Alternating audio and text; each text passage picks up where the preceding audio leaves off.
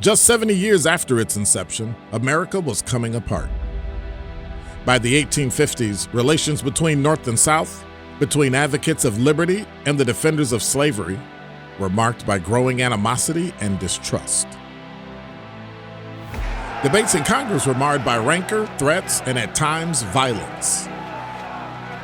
Confrontations between pro- and anti-slavery forces in places like Kansas led to guerrilla warfare and murder. The United States was rapidly becoming the divided states.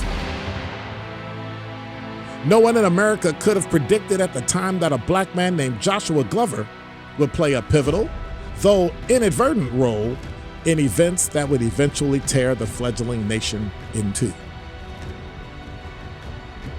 Glover lived in Racine, Wisconsin in 1854. He worked at a sawmill and lived in a small cabin. Life was simple until a white man walked into a Milwaukee courthouse and accused Glover of being a criminal.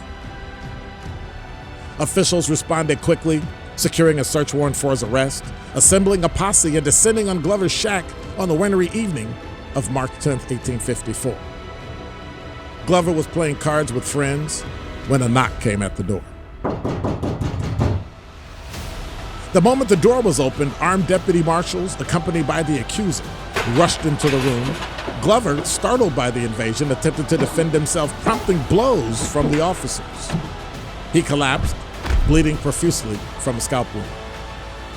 In freezing temperatures, the dazed, bleeding, and shackled man was thrown onto the floor of a wagon and carted off to a jail cell in the Milwaukee courthouse, nearly 30 miles away.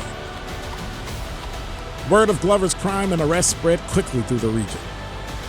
Soon, an angry mob of thousands surrounded the courthouse and demanded authorities release Glover to them.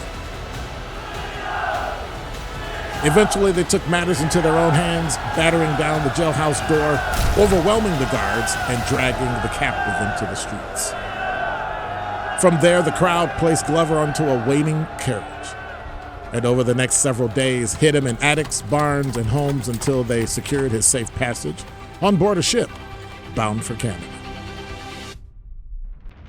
The motives of these liberty-conscious Wisconsinites were merciful, not malevolent.